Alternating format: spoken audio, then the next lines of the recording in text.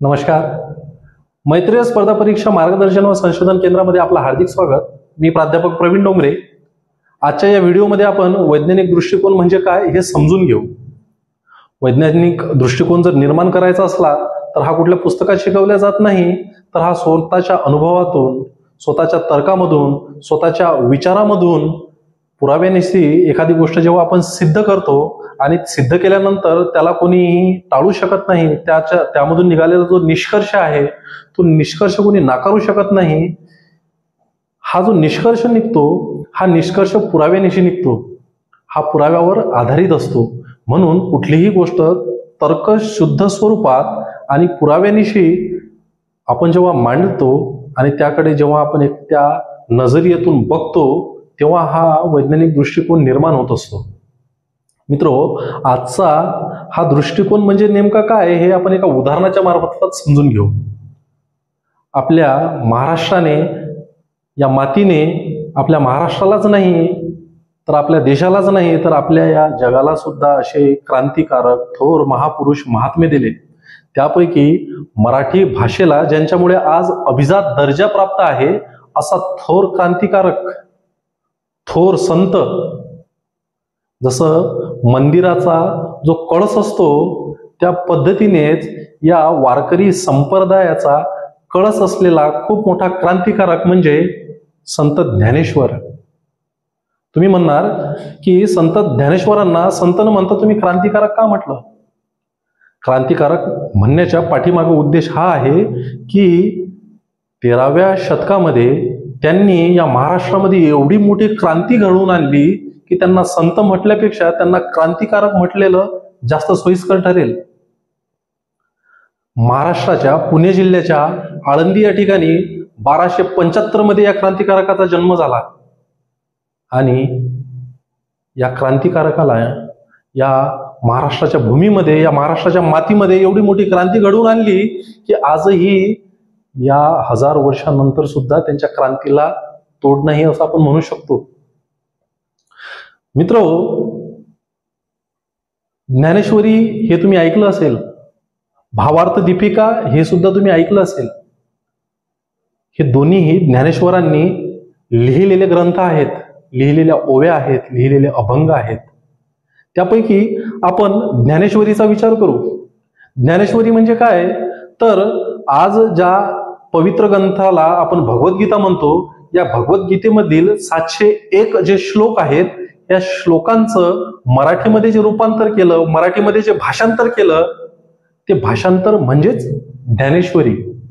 आणि अशा या महान संताने संस्कृतमध्ये असलेला जो विचार आहे, संस्कृतमध्ये असलेलं जे शिक्षण आहे, संस्कृतमध्ये असलेलं जे ज्ञान आहे हे मराठी माणसापर्यंत पोहोचलं पाहिजे. मराठी माणसामधील त्या तळागाळापर्यंत, त्या शेवटच्या व्यक्तीपर्यंत पोहोचलं पाहिजे. यासाठी त्यांनी मराठीमध्ये त्याचं भाषांतर केलं.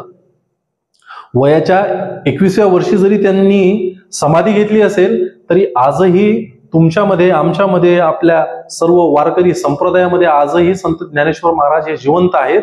आणि जिवंत उदाहरण म्हणजे आजही त्यांची जी पालखी निघते, त्यांची जी दिंडी निघते, त्यांना जे आजही पूर्ण महाराष्ट्रामधील वारकरी संप्रदाय जो मानतो हे त्याचं ज्वलंत उदाहरण आहे. आता क्रांतिकारक म्हणजे कसे आणि कशा पद्धतीचे हे आपण समजून घेऊ की 13व्या शतकामध्ये समाजामध्ये प्रत्येक व्यक्तीला शिक्षण घेण्याचा अधिकार नव्हता. प्रत्येक व्यक्तीकडे शिक्षण घेण्यासाठी ती जी कुवत होती ती कुवत नव्हती, कारण की काही उच्चवर्णीय जे होते, उच्चवर्णीयाच्या हाताचं बाहुलं शिक्षण होतं. आणि तेव्हाचं जे शिक्षण आहे हे संस्कृत भाषेमध्ये होतं. मराठी भाषेमध्ये या भगवद्गीतेचं रूपांतर कधी कोणी केलंच नाही. आजही आपण जर इतिहासाचा विचार केला तर इतिहासाचा जो मध्ययुगीन काळ आहे हा अतिशय वाईट स्वरूपाचा किंवा या वर्णव्यवस्थेला खूप जास्त पोषक असा तो काळ होता. आणि या काळामध्येच जे शूद्र होते, जे अतिशूद्र होते, जे वैश्य होते, जे क्षत्रिय होते, यांना ज्ञानार्जन करण्याचा अधिकार नव्हता. ज्ञानार्जन करण्याचा जो अधिकार आहे हा फक्त काही उच्चवर्णीय लोकांकडे होता. त्यापैकीचे एक संत क्रांतिकारक ज्ञानेश्वर. मित्रहो, संत ज्ञानेश्वरांनी तेव्हाच्या त्या काळामध्ये संस्कृतमध्ये असलेली ती जी भगवद्गीता आहे याचं रूपांतर जेव्हा मराठीत केलं, मराठीत केल्यानंतर त्या भगवद्गीतेचं जे ज्ञान आहे हे मराठी भाषेच्या मार्फत, जनसामान्यांची भाषा मराठी असल्यामुळे सर्व दूर पसरलं. आज जर आपण विचार केला तर काही जे गाणे आहेत, जसं why this Kolaveri Kolaveri Kolaveri D, आपल्या घरातल्या छोट्या मुलांनी सुद्धा हे गाणं म्हटलेलं आहे.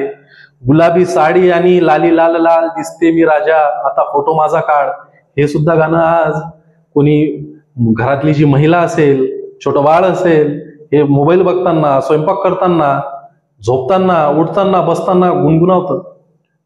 त्या पद्धतीनंच एक नंबर तुझी कंबर काय चाल शेकी शेकी, हे असले जे गाणे आहेत आजही आपल्या घरामध्ये, घरातील महिला असेल, पुरुष असेल, लहान बाळ असेल, मुली असतील, हे याचं मंथन करताना, गुणगुणताना आपल्याला दिसतात. त्या पद्धतीने संत ज्ञानेश्वरांनी हे जे भगवद्गीतेचं जे ज्ञान आहे, हे ज्ञान त्यांनी मराठीमध्ये भाषांतरित एवढ्या सोप्या आणि साधे भाषेत केलं आणि जनसामान्यांची भाषा मराठी असल्यामुळे ते सर्व दूर पसरलं. आणि त्या काळामध्ये सुद्धा आज जसं लहान मुलं, महिला, पुरुष आजचे मराठी गाणे गुणगुणवतात, त्या पद्धतीनेच त्या काळामध्ये ज्या जात्यावर दळण दळल्या जायचं, कोणी दळण दळताना, कोणी आपले प्राणी ढोरं वासरं चारताना, कोणी रस्त्यानं जाताना, कोणी प्रवास करताना ह्या ओव्या गुणगुणायला लागलं. म्हणजे जे भगवद्गीतेचं जे ज्ञान संस्कृतमध्ये होतं ते मराठीत रूपांतरित करून सर्वसामान्यापर्यंत पोहोचवणारा महान क्रांतिकारक म्हणजे कोण? संत ज्ञानेश्वर. आणि या ज्ञानेश्वरांनी एवढी मोठी क्रांती केलेली असल्यामुळे आजही त्यांच्या नावाचा गौरव आपण करायला पाहिजे. आज जर एखाद्याला आपण किती मठ आहे, किती एखादा ढ आहे, किती एखादा बावळट आहे हे म्हणण्यासाठी आजही आपण हा उच्चार करतो की अरे बैलबुद्धीच्या, अरे रेड्याचं डोकं आहे का तुला, अरे रेड्याच्या कातडीचं आहे का तुला, काहीही बोललं तरी तुला लागत नाही. आजही काही महिलांना मस्करीने बरेच जण म्हणतात की म्हशीसारखी जाडी दिसतेस, म्हणजे ऍक्च्युअल मध्ये ती म्हैस आहे का? अजिबात नाही.